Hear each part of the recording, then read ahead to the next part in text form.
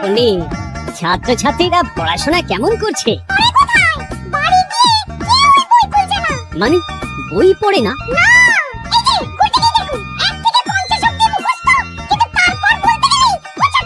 আচ্ছা গুলটে, 51 থেকে বল দেখি।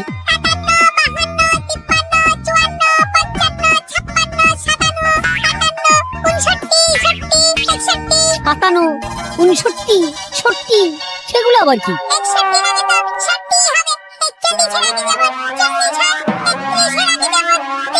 তুই কি নতুন করে বই লিখছিস নাকি সংখ্যা আবিষ্কার করছিস? পণ্ডিত, এদের মা বাবাকে ডেকে বোঝাও, শুধু ঘুরে বেড়ালে চলবে, পড়াশোনা করতে হবে তো।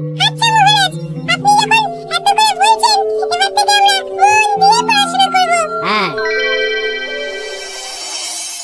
আর বলিস না, তোদের গিন্নিমা আজকে চুনো মাছের চচ্চড়িটা যা বানিয়েছিল না, পুরো মাখন। গিন্নিমা তো এতদিন জানতাম সরষের তেল দিয়ে রান্না করতো, এখন কি মাখন দিয়ে রান্না করছেন নাকি? আর দূর, মাখন দিয়ে রান্না করবে কেন? যাই হোক, বাদ দে। বিকেল বেলা আমাদের বাড়িতে চলে আসিস, তেলে ভাজা দিয়ে মুড়ি খাবো, আর সাথে একটু পেঁয়াজ কুচি আর শসা থাকলে একেবারে জমে যাবে। দেখি মন্ত্রী, তুমি এখানে দাঁড়িয়ে দাঁড়িয়ে গল্প করছো, কোনো কাজ নেই? রাজসভা তো একটু পরে শুরু হবে, তাই একটু ফাঁকা সময়ে। বেশি বকবক না করে রাজসভায় এসো, আজকে একটা গুরুত্বপূর্ণ আলোচনা আছে। ঠিক আছে, আমি আসছি। তাহলে বিকেলে চলে আসিস। হ্যাঁ হ্যাঁ মন্ত্রী মশাই, একদম চিন্তা করবেন না।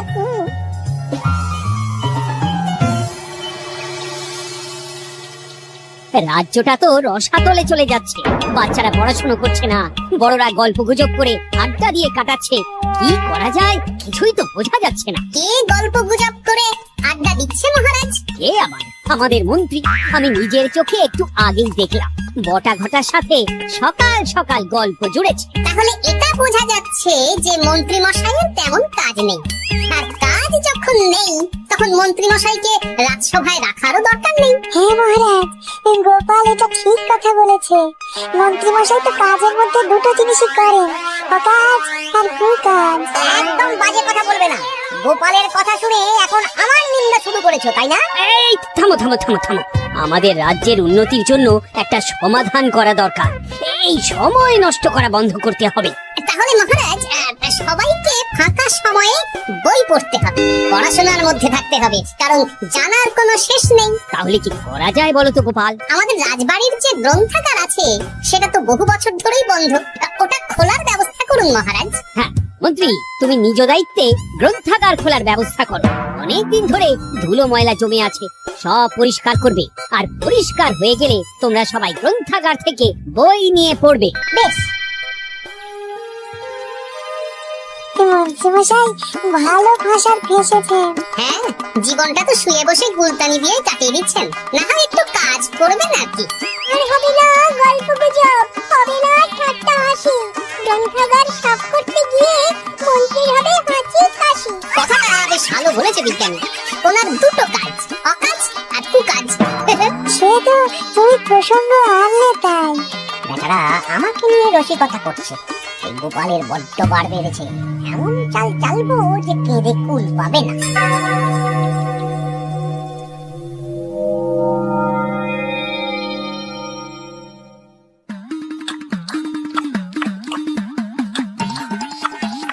বেশ সুখেছিলাম, কিন্তু হঠাৎ করে গোপাল আর মহারাজের সহ্য হলো না, চাপে পড়ে গেলাম। আমরা আপনাকে চাপ মুক্ত করবো, বলুন কি করতে হবে? আমি সব ভাবনা চিন্তা করে ফেলেছি, এখন তোদের আমার কথা মতন কাজ করতে হবে। আসতে পারি মন্ত্রী মশাই? হ্যাঁ এসো এসো। ইনি তো চিত্রশিল্পী, এনাকে দিয়ে কি হবে? ইনিই তো আসল কাজ করবেন। শোনো, তা গোপালকে ভালো করে দেখে নিয়েছো তো? বিলক্ষণ। একটা পাতায় গোপালের ছবি আঁকতে হবে, ওপরে লেখা থাকবে কৃষ্ণনগরের ভবিষ্যৎ। দেখি, গোপাল তো আপনার শত্রু, গোপালকে নিয়ে বই লিখছেন কেন? আমি বলছি, একটা পাতায় গোপালের একটা ছবি আঁকা হবে, যেখানে গোপালকে দৈত্য হিসেবে দেখানো হবে। বড় বড় দাঁত, বড় বড় কুলোর মতো কান। শোনো, নিচে একটু ফাঁকা রাখবে, যা লেখার আমি পরে লিখে দেব। আর আপনি মহারাজকে এই পাতাটা দেবেন? হ্যাঁ, আর বলবো যে গ্রন্থাগার পরিষ্কার করতে গিয়ে এই পুরনো পাতাটা পেলাম, তবে অনেক খুঁজেও বইয়ের বাকি অংশ কিচ্ছু পেলাম না মহারাজ।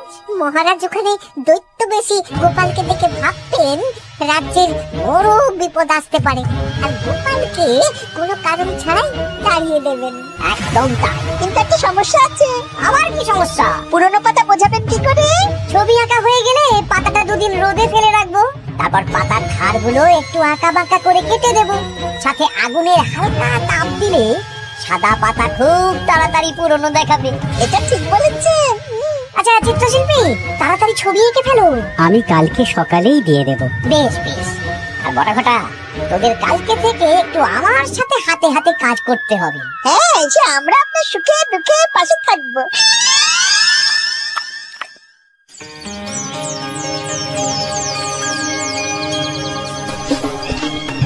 ওপরের তাকগুলো পরিষ্কার কর, ওপরের বইগুলো বড্ড ময়লা। কি মন্ত্রী, কাজ হচ্ছে? কাজ করছেন না, বরং কাজ করাচ্ছেন। কাজ হওয়া নিয়ে দরকার, সে আমি করি বা অন্য লোক, তাতে কি যায় আসে? যায় আসে মন্ত্রী মশাই।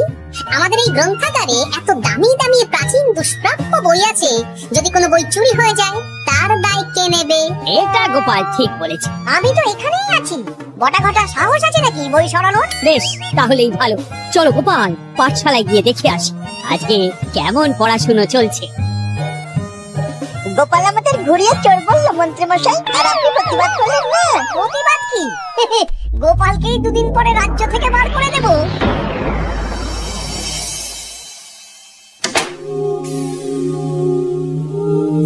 মন্ত্রী মশাই, ছবি আঁকা হয়ে গেছে। কই দেখি দেখি দেখি।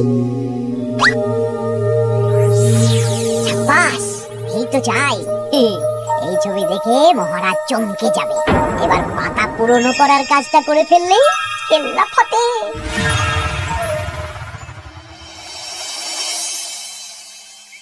তা মন্ত্রী, গ্রন্থাগার পরিষ্কার করার কাজ শেষ? হ্যাঁ মহারাজ, তবে তবে কি? একটা পুরনো বইয়ের পাতা পেলাম। কি? এই দেখুন মহারাজ, আচ্ছা দেখি। অনেক পুরনো বইয়ের পাতা। এটি মহারাজ, আপনি আমার দিকে তাকাচ্ছেন কেন? ওরে বাবা রে, এই পাতায় কি লেখা আছে? পড়ছি, কৃষ্ণনগরে এক নবরূপী দৈত্য জন্ম নেবে, যার নামের আদ্য অক্ষর গ। সে শুরুতে লোকজনের উপকার করবে, কিন্তু তার বয়সকালে তার আসল রূপ ফিরে আসবে। ওই ব্যক্তি আসলে মানুষ নয়, সে এক দৈত্য। সে থাকলে কৃষ্ণনগরে নেমে আসবে সর্বনাশ। কৃষ্ণনগরের মানুষদের ধরে সে খাবে। তার আসল রূপের চিত্র প্রদর্শিত করা হলো। দেখো। সত্যি তো, এই দৈত্যকে একদম গোপালের মতো দেখতে। মহারাজ, আমার মনে হয় যে গোপালকে এই রাজ্যে ঠাঁই দেওয়া একদম ঠিক হবে না। কোন দিন গোপাল মানুষ থেকে দৈত্য হয়ে আমাদের খেয়ে নেবে বলা তো যায় না। উল্টো পাল্টা কথা বলবেন না মন্ত্রী মশাই। ওই দেখুন মহারাজ, গোপাল কেমন রেগে উঠছে। এক্ষুনি দাঁত বেরোলে কিন্তু হিতে বিপরীত হয়ে যাবে। আরে কিসের হিতে বিপরীত? কই দেখি। দেখো দেখো, এ তো কোনো দুষ্প্রাপ্য বইয়ের পাতা, তাই মিথ্যে কথা লেখার সম্ভাবনা কম। বিশ্বাস করুন মহারাজ, আমি দৈত্য নই, আমাকে ফাঁসানো হচ্ছে। গোপালকে দূর করুন মহারাজ। কোনো অঘটন ঘটে গেলে কিন্তু আমাকে বলতে পারবেন না যে আমি আগে থেকে সাবধান করিনি। হ্যাঁ গোপাল, তুমি আর এই রাজ্যে থেকো না, আজ রাত্রেই চলে যাও। আমি জানি তো মানুষ অবস্থায় অনেক উপকার করেছো বা করছো, কিন্তু দৈত্য হয়ে উঠলে তখন রাজ্যের মানুষকে কি জবাবদিহি করবো বলো? বিশ্বাস করুন মহারাজ, আমি মানুষ। চুপ! এই কে আছো? গোপালকে ঘাট ধাক্কা দিয়ে বের করে দাও। যেন আজকের পর এই রাজ্যে আর না দেখি। মহারাজ সব বিশ্বাস করলেন? মন্ত্রী মশাই জোর খাটালেন যে, কি আর করা যাবে। এখন যতদিন না কোনো উপায় হচ্ছে, এই রাজ্যের বাইরেই থাকতে হবে। তবে কি একটা সন্দেহ হচ্ছে বুঝলে। আগের বছর যখন বেতন বেড়েছিল, রাজসভা থেকে একটা চিঠি দিয়েছে, সেটা আছে? আছে তো। দাও তো, যাওয়ার পথে একটু বিজ্ঞানীর বাড়িতে যাব বুঝলে।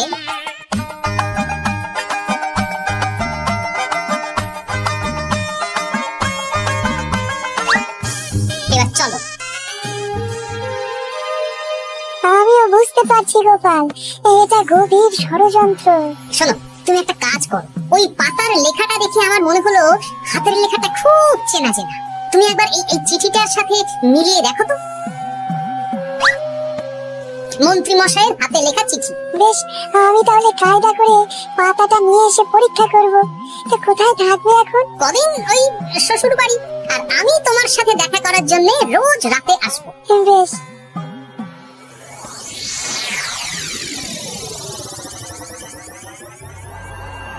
আসতে পারি মহারাজ? ও বিজ্ঞানী, এসো এসো এসো। বলছি মহারাজ, পাতাটা চাই, আজকে রাতের জন্য দেবেন? হ্যাঁ, নিয়ে যাও নিয়ে যাও। ওই পাতা দেখলেই আমার ভয় লাগছে।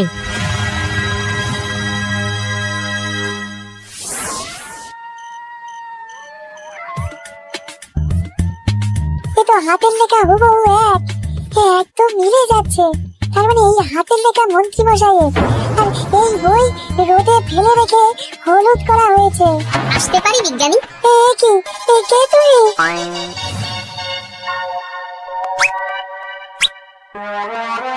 গিন্নির পুরনো শাড়ি পরে নারী সেজে এলাম, কেউ জানতে পারলেই বিপদ। এ কোনো বিপদ নেই, তোমাকে মন্ত্রী মশাই ফাঁসিয়েছেন। ওনারই হাতের লেখা, আর ওটা রোদে ফেলে আর উষ্ণ তাপে রেখে পাতা হলুদ করা হয়েছে। জানতাম এইরকমই কিছু একটা হবে। তাহলে কালকে সকালেই রাজসভায় সব খোলসা করে দিই। না না, তার আগে মন্ত্রী মশাইকে একটু নাচাবো। কিভাবে? আমি দৈত্য সাজবো আর মন্ত্রীকে ভয় দেখাবো। আগে বটাকে দেখাবো, তারপর ঘটাকে, শেষে মন্ত্রীকে। ভালো মজা হবে, আমি তোমার পাশে আছি। তাহলে তাহলে এখনই সাজগোজ করে ফেলি, বুঝলে? তুমি একটা চাদর মুড়ি দিয়ে আমার সাথে বটা ঘটার বাড়িতে যাবে এখন। আচ্ছা।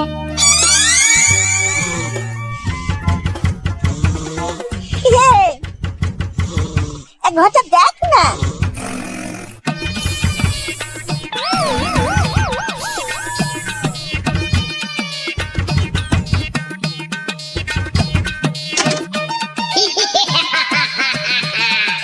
আমি তোকে খাবো, আমি দৈত্য গোপাল। আসল দায়িত্ব কি করে হয়ে গেলে? পালাই, ঘরটা ওঠ। পালিয়ে কোথাও যেতে পারবি না, আমি তোকে খাবো। বাঁচাও, বাঁচাও। কি হলো? বটা কোথায়? এ বটা, বটা, এ কি হলো তোর? কোথায় গেলি? দৈত্য গোপাল আমাকে ধরে নিয়ে যাচ্ছে। মানে এটা কি? আমি গোপাল দৈত্য। আজ রাতে বটাকে গলাদ্ধ করনি আমার ভোজন, কাল তোর পালা। ওরে বাবারে, কি কাণ্ড! আমাকে ছেড়ে দাও। আমি মানুষ।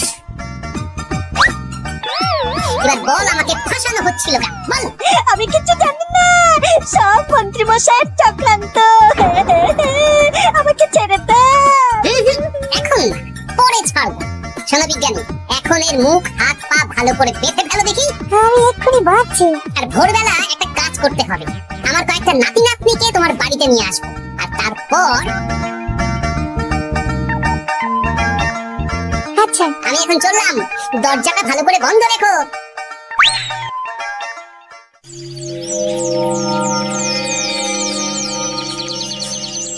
কি সব উল্টোপাল্টা বলছিস? সত্যি কালকে গোপালের দৈত্য এসেছিল। আরে গোপাল তো রাজ্য ছেড়ে চলে গেছে, আমি কড়া পাহারা বসিয়েছি। গোপাল এই রাজ্যে আর ঢুকতেই পারবে না। কিন্তু ওর দৈত্য এসেছিল। আরে দূর, তুই স্বপ্ন দেখেছিস।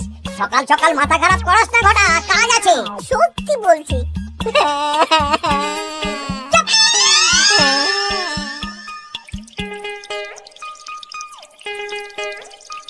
মহারাজ, আমি কানা ঘুষো খবর পেলাম বটাকে গোপাল দৈত্য কালকে রাতে তুলে নিয়ে গেছে। হ্যাঁ, আমিও তো তাই শুনলাম। কি সর্বনেশে দিন এলো! এতদিন তো এই বিপদ ছিল না। কালকে গোপালকে তাড়িয়ে দেওয়ার পরেই গোপাল দৈত্য হয়ে সব শুরু করলো নাকি? আরে দূর দূর, আরে গোপাল দৈত্য হবে কি করে? মানে তুমি তো ওই পাতাটা দেখিয়ে বললে। না মানে আমি বলতে চাইছি যে মহারাজ, গোপাল দৈত্য হয়ে এই রাজ্যে বিপদ আনতে পারে, কিন্তু সেটা তো এই রাজ্যে থাকাকালীন। এখন তো রাজ্যেই নেই, তাহলে আমি তো এর মাথা মুন্ডু কিছুই বুঝতে পারছি না। সর্বনাশ হয়ে গেছে মহারাজ। কি হলো পুটির বাবা? আজ সকালে গোপাল দাদার মতন দেখতে একটা দৈত্য এসেছিল আমাদের বাড়িতে, আর পুটি ট্যাপা পুচকে তুলে নিয়ে গেছে। এবার আমাদের কি হবে মহারাজ? এই কি সর্বনেশের কাণ্ড রে বাবা!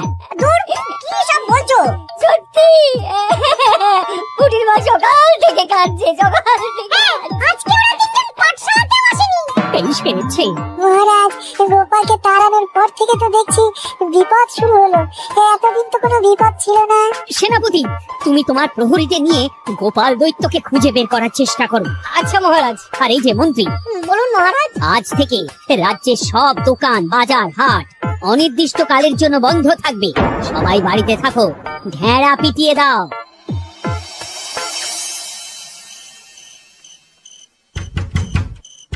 কে? আমি দরজা খুলবো না। এই দরজা খোলো। আমি বিজ্ঞানী।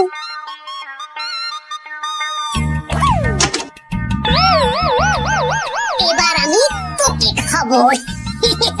আমাকে ছেড়ে দাও, আমাকে ছেড়ে দাও, ছেড়ে দাও, আমাকে ছেড়ে দাও। ছেড়ে না, ছিঁড়ে খাবো।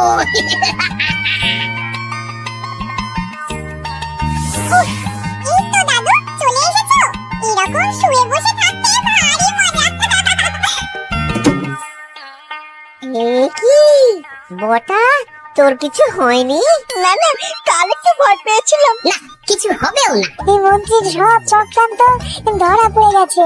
আমি চাইলেই মহারাজের কাছে মন্ত্রীর নিজের হাতের লেখা বইয়ের ব্যাপারে বলতে পারতাম, কিন্তু আমি চাই মন্ত্রী মশাই নিজের মুখে নিজের দোষ স্বীকার করুন। আর সেটা করানোর দায়িত্ব তোর হাতে। আমি কি করব? কাল সকালে।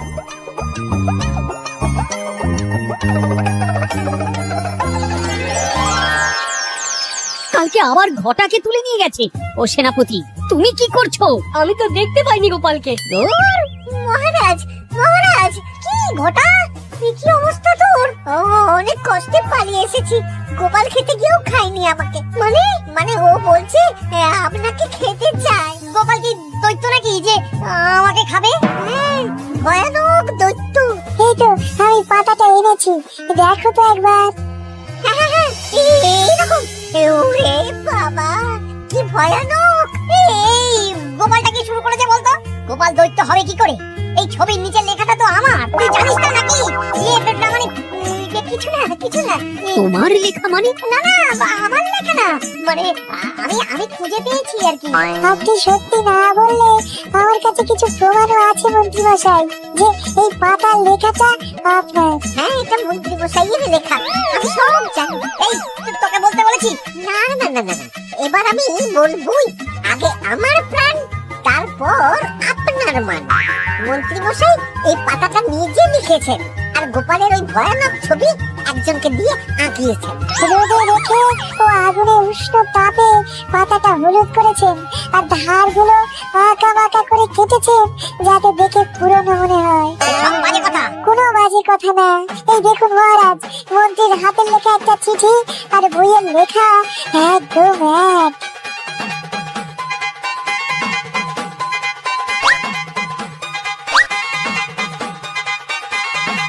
এ কি মন্ত্রী? না মানে, কিন্তু গোপাল যদি সত্যি দৈত্য না হয়, তাহলে বাচ্চাগুলোকে আর বটাকে কে ধরে নিয়ে গেল? আমি ধরে নিয়ে গিয়েছিলাম। অনেক